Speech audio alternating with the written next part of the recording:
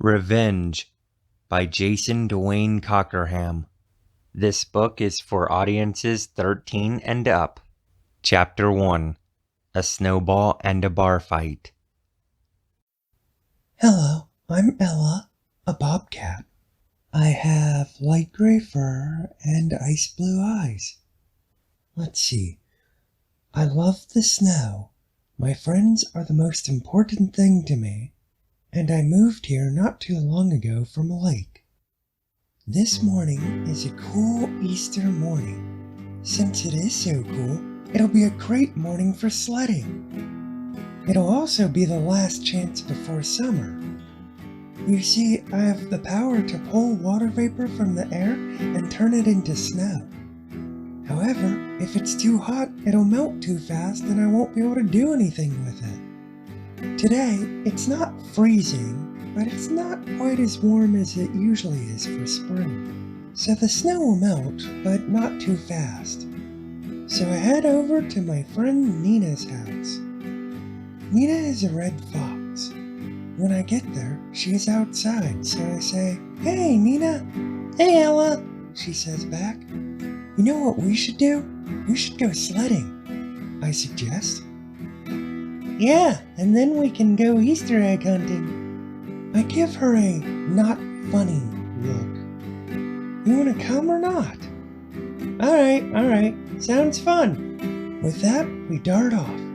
We head for the ideal spot in the forest for sledding. It's a decently steep, very long hill, perfect for sledding at high speeds. There's also a creek at the bottom of it, making that spot good for snow creation. Finally, there is a wide grassy path that goes straight up the hill, so there are no trees in the way. First, I make a huge snowbank for us to crash into. Then we walk up the hill as I put on the snow for the sliding. I make sure to put on more snow towards the sides so that we have something to crash into should we go sideways. Finally, it's time for me to roll down the hill to pack down the snow. After I get done, Nina takes a turn to slide down. As the snow is not very well packed yet, the sliding is slow. However, she does make sure to get all the way down the hill. As we take turns, the snow becomes more and more packed. As a result, we slide faster and faster each time. When I start to see grass poking through, I tell Nina, "This is probably going to be our last turn each." "All right," she replies as she runs and then slides down the hill. Whoa! By this time, she is sliding much faster than anybody in this forest can run. Fast enough to where if she crashed, she could really get hurt. Of course, the speed of it is what makes it exciting as well as dangerous. She crashes into the snowbank at the bottom, then walks out. My turn. Woohoo! I yell as I slide down the hill, going so fast it feels like I could take off flying at any moment. Then I crash into the snowbank, coming to a stop. As I pop my head out of the snow, I say, "That was awesome! Let's build a jump." "We'll need more snow." "Not a problem. First, I put a bunch more snow into the snowbank that we're going to crash into. Then I reinforce the side banks. Next, I put more snow for sliding down the hill. Pack down the slide." I say to Nina, "I'll build the jump." "Okay." When I finally complete the jump, I tell Nina, "Hey, I'm done." "Me too." As I run up the hill, she starts sliding down. Woo! She hits the jump. Whoa! And lands in the snowbank. She pops her head out of the snow laughing.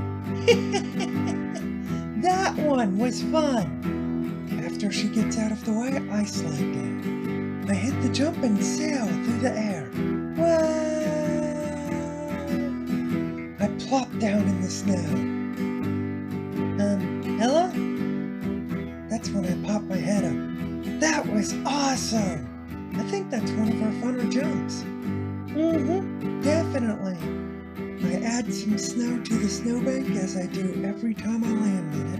Then we both run up to take our next turn. We slide and jump until the grass starts poking through the snow again. Hey! As Ella said earlier, I'm a red fox named Nina. I work at a restaurant/nightclub. I'm not usually up in the morning, but this morning is an exception. A bunch of annoyingly perky birds woke me up with their singing. Anyways, after we were done sliding, I asked Ella, "Hey, do you wanna see if Claw's awake?" "Sure," she said. So we head for his cave. As we get there, we see him walking out to the stream in front of the cave. "Ella, stay quiet. I've got an idea," I whisper. She gives me a questioning look. I motion for us to get behind some brush. "Hello, my name is Claw. I am a bear whose fur is brown and about 1.5 claws long. I have been sleeping all winter and am now coming out of my slumber." One of my eyes opens. The light is dim, but bright enough to tell me that outside the cave it's sunny. My stomach growls. Oh man, I'm hungry. Luckily for me, there's a stream right outside my cave. I walk, more like stagger, out into the bright sunlight, then practically sleepwalk to the clear stream. Now, semi-awake, I wait for a fish to come by. When one does, I snatch it up. I wait for another fish and snatch that one as well.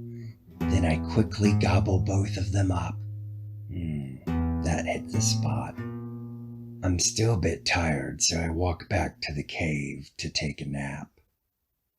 After a few seconds of my eyes being closed, I realized I'm not going to get back to sleep.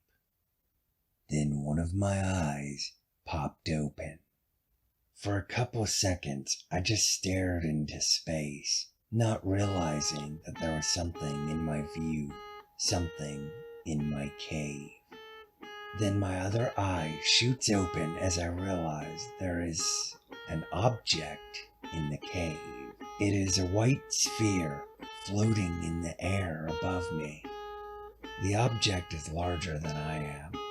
As I crawl out from underneath it, I realize there's a blue light lighting it up from above, but there is no blue light source in my cave. In a panic, I run out of my cave, pausing only to block the entrance with a huge rock. I've heard too many stories of UFOs and alien abductions to be taking any chances. I run directly to the bank of the stream outside my cave. Then I turn and follow it downstream. I chose this route because there are a lot of big rocks in the stream. You see, my power is to pick up rocks, negating gravity and any force due to weight on top of it. Then I can throw said rocks without touching them, although this does take muscle power, since I still have to go through the motions, and inertia is not negated.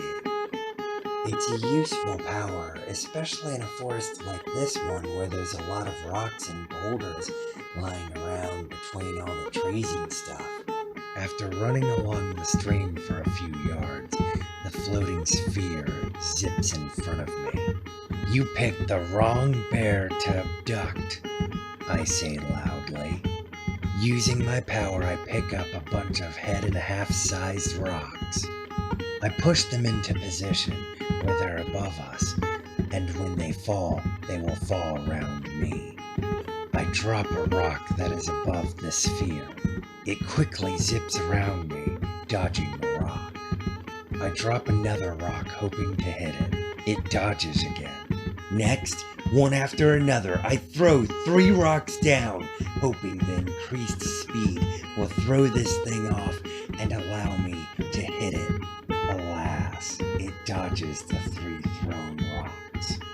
So I mix it up, dropping some rocks and throwing some rocks.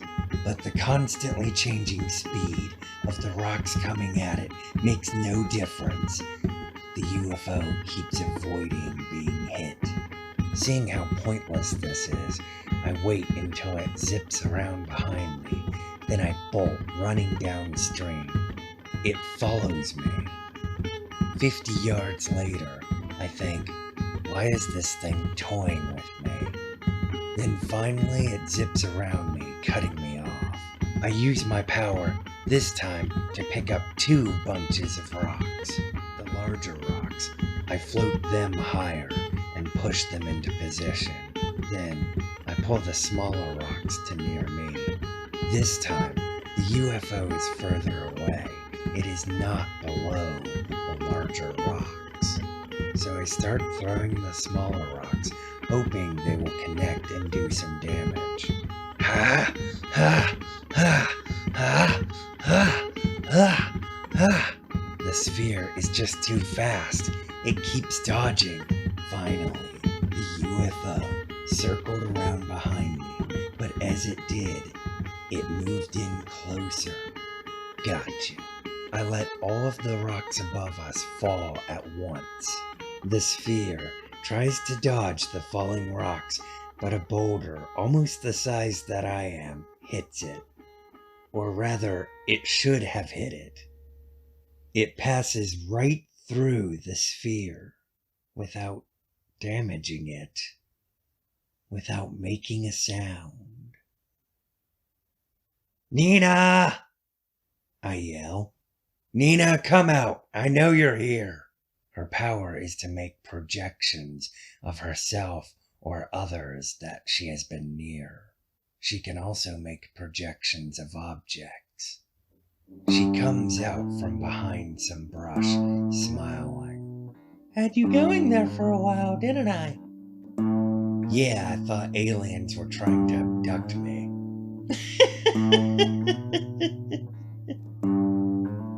"Aliens, huh?"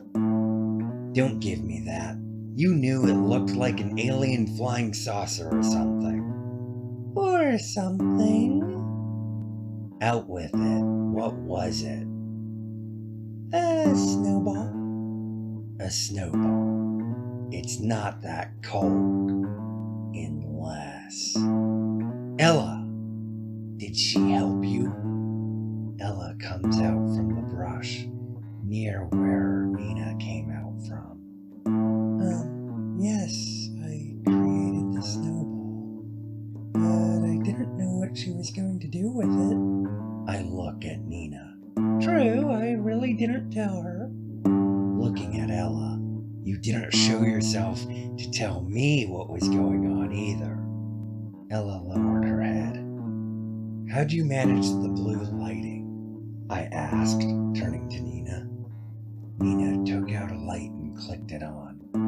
She shined it around on the ground to show me that it was a blue light. "If I shine it on the original object, the projection copies that lighting." I glared at Nina for a second. "You know how I feel about aliens coming to abduct me." "But this was a snowball." "It looked like a saucer." "Oh, come on. It was all in good fun." I smile an evil smile.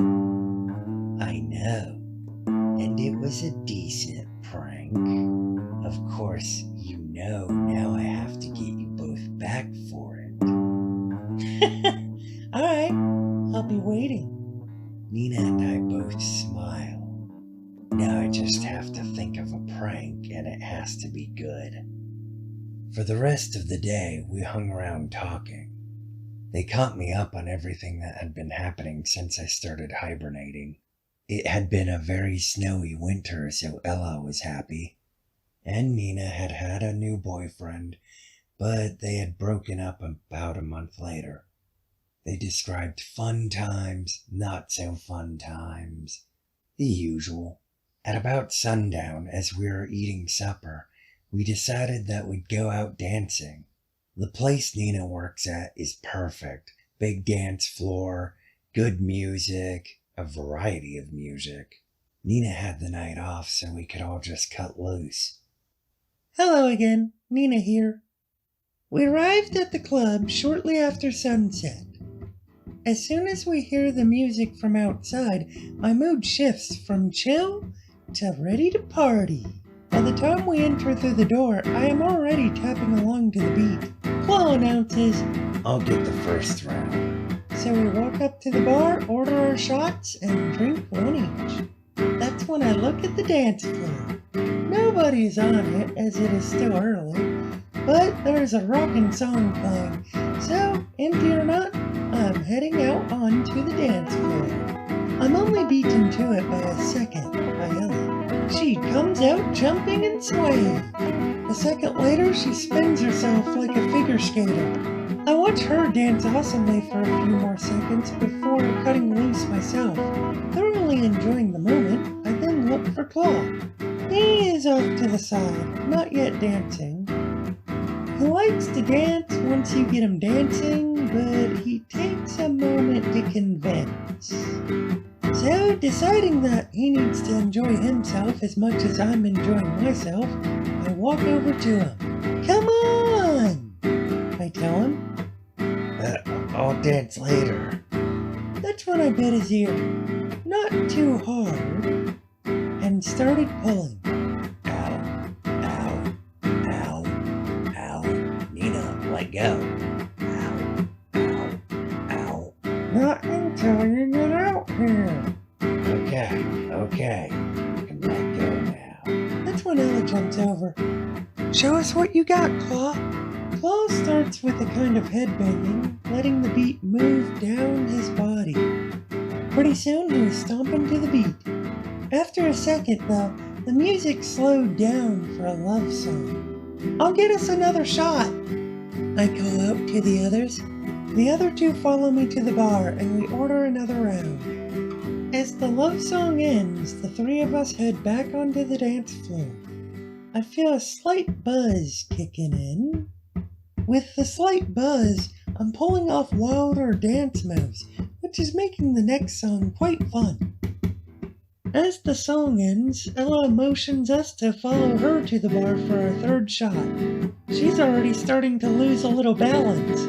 I've got this one, so drink up and cheers. All right, cheers. Cheers. Now it's a party. If I really want to, I can walk straight, but who wants to? From there, we enjoyed the high of a strong buzz, good music, and wild dancing, with some laughing at ourselves along the way. The buzz is wearing off, and Claw looks like he's feeling tired. I think I'm gonna go now. Alright, we'll walk you home. You sure you're not gonna stay here? It's been a long day for me too. I got up a bit earlier than you usually do. Ella, you fine with leaving?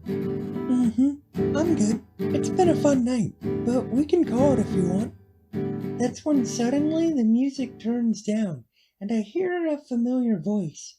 Hello, waitresses and waiters. We want your money, and we want it now.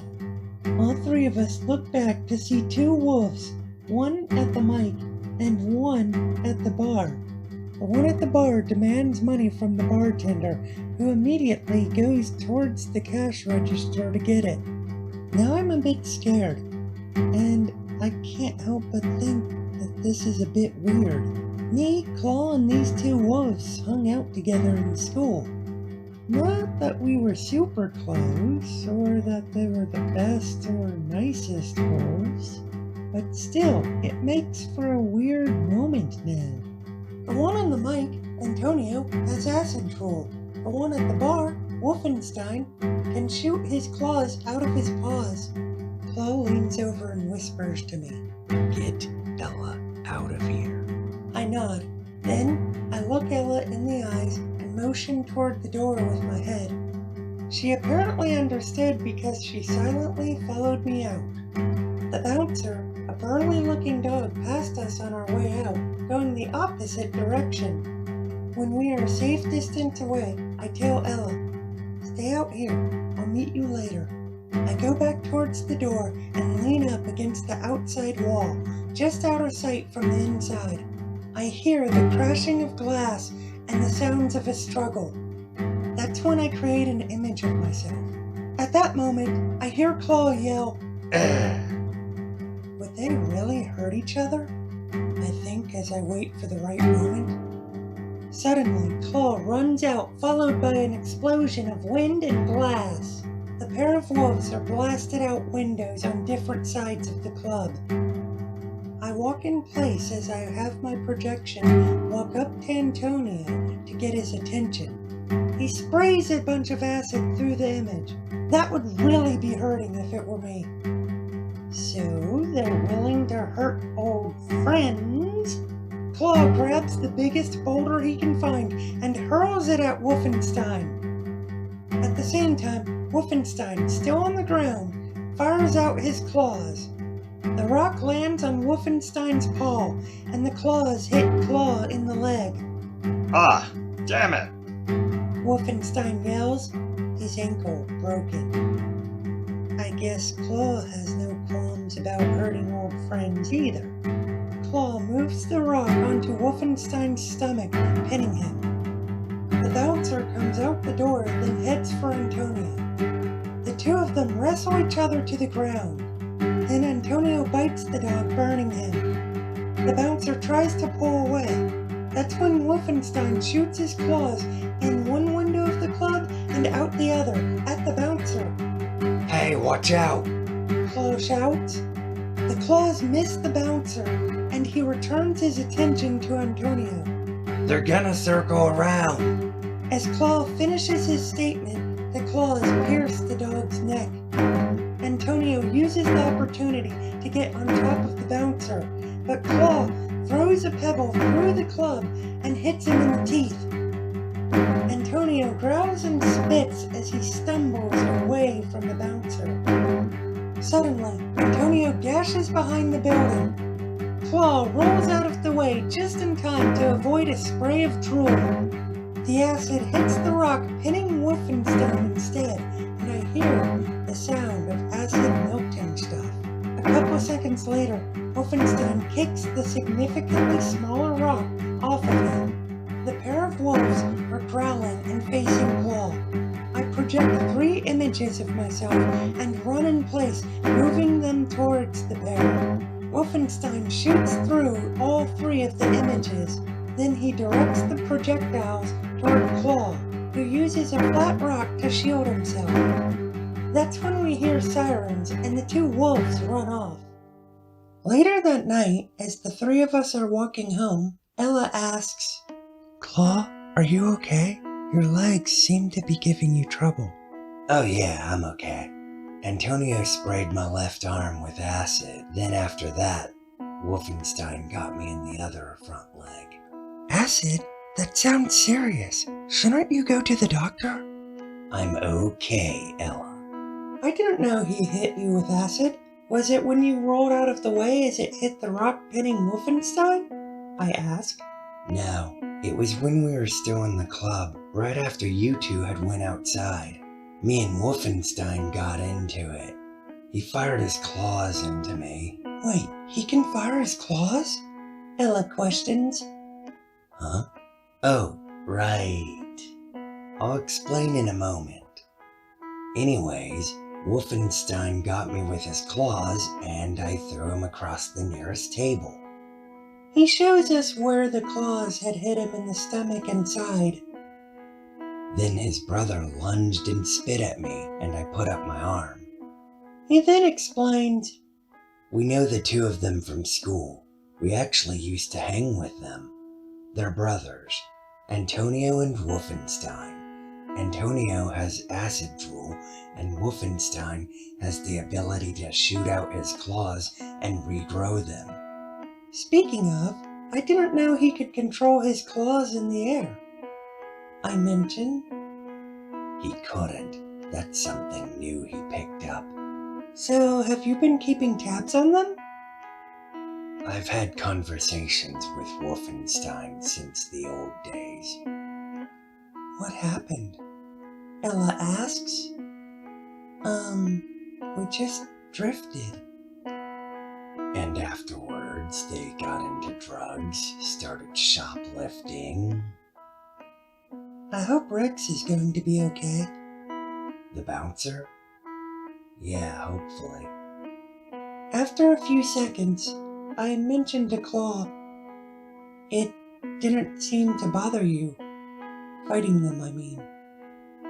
Well, they attacked me first in the bar. Also, like I said, I've had a few conversations with Wolfenstein. I kinda knew where they were both headed. They would hurt someone, go to jail. It also seemed like their priorities were drugs and money. So, I was probably a little more mentally prepared than you were for tonight.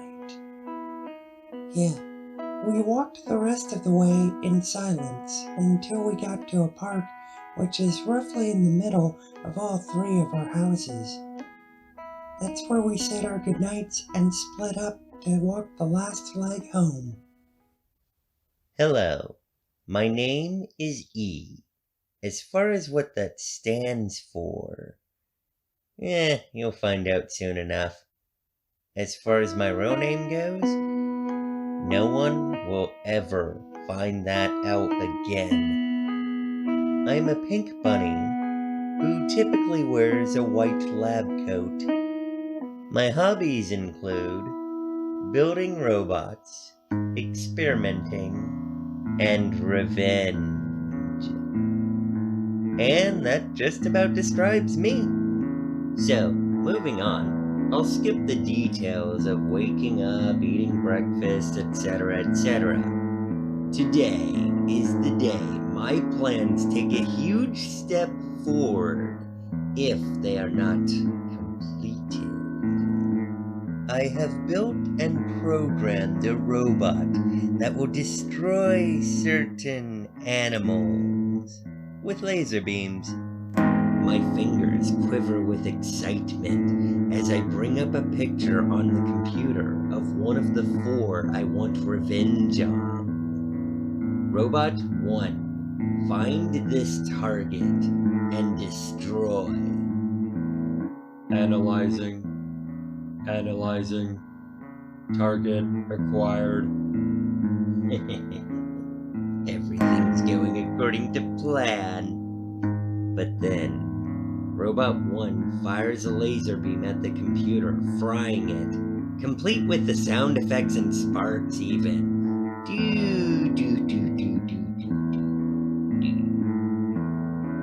I stood there for a few moments in disbelief, wondering, what in the programming allowed it to destroy my computer? Robot 1, that was the computer you just destroyed, not the target! Does not compute. I walk over, more like stomp over to the bookshelf. I pull out a yearbook and turn to the page. Robot 1, this is a photo of the target, not the actual target. I want you to find the actual target and destroy the actual target. Analyzing.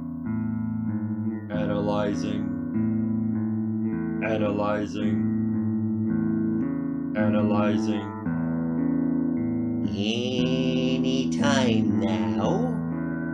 Analyzing. Target acquired. Good. No sooner had I said that than the yearbook was shot out of my hands, the picture destroyed. Ah! Robot 1, shut down. Shutting down. Clearly, the lesson from today is that I need to do more programming.